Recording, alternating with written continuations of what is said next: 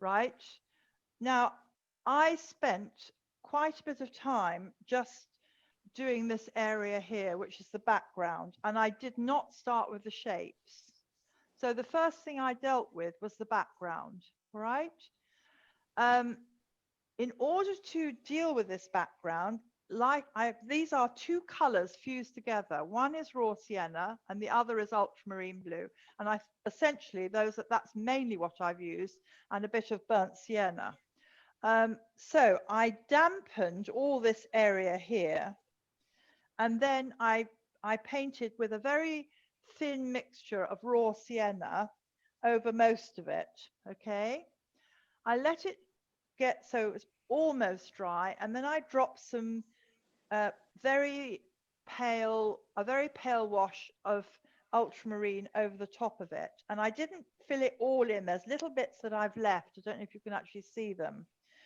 And so the two colors naturally fuse together, which makes this nice, interesting background. Okay, so I'd like all of you to start with the background and not paint the objects until you have painted that whole area down to your shelf. You can include any shadows you want as well. I mean, that can be part of it. But let's see how subtly and carefully everybody can do their background. Okay, so that's the task for the next 20 minutes or so. It'll take you longer than that, but however long it takes. Okay, it's in the background. The subject is what's got to stand out. In order to do that, you've got to keep the background very pale and quiet, but that doesn't mean colorless.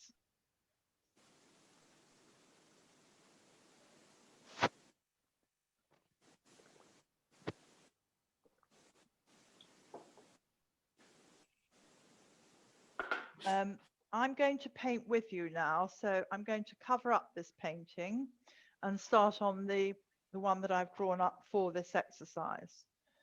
So if there's anybody that's not clear about what I'm talking about, you can watch now.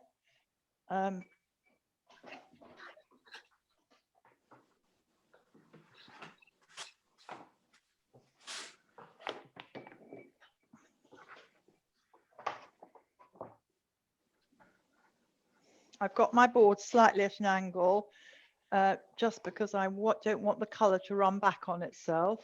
And I'm just literally going to wet this area here around the shapes, which is the background. So I'm preparing it for when I put the color on.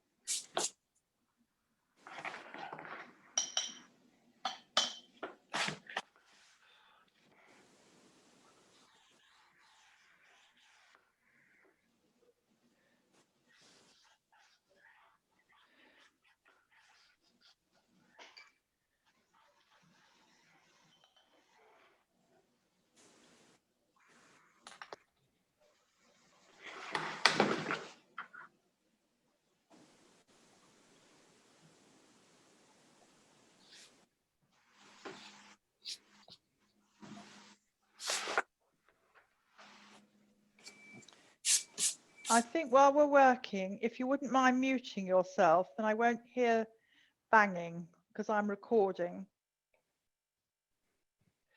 If you want to ask a question, obviously put your hand up, and then Lucy can let me know that you're needing my attention.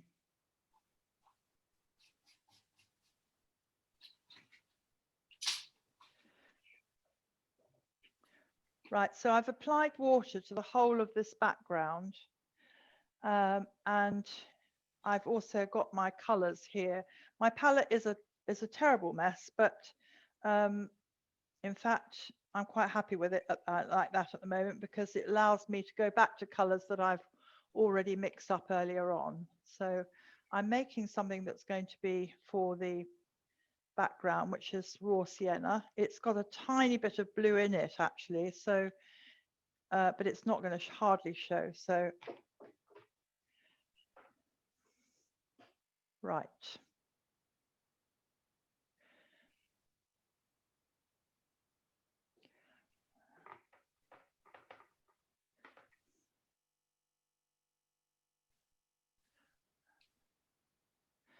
blue with the burnt sienna obviously is going to make the shadow area at the top of my picture slightly greeny, which is what it is.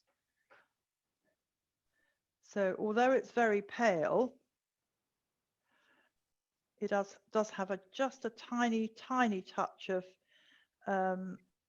blue in it, which is making that go towards green rather than just being a raw sienna color. So this is in the top part of the painting where there's a shadow being cast by the shelf.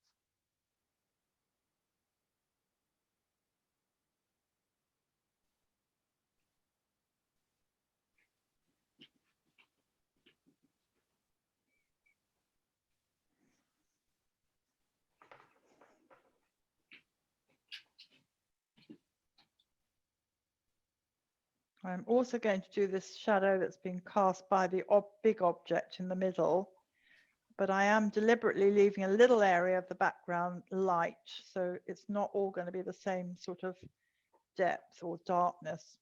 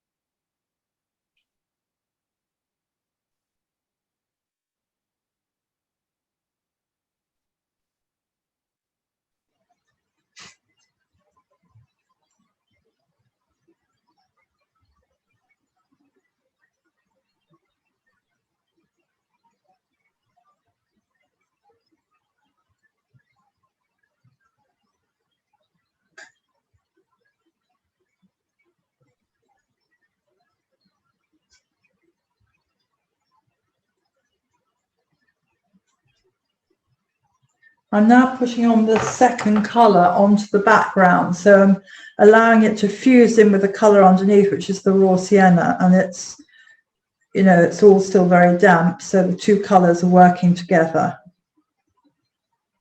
Sue, I'm still drawing. Sorry? I'm still drawing. That's fine. I'll go over it again when you're ready.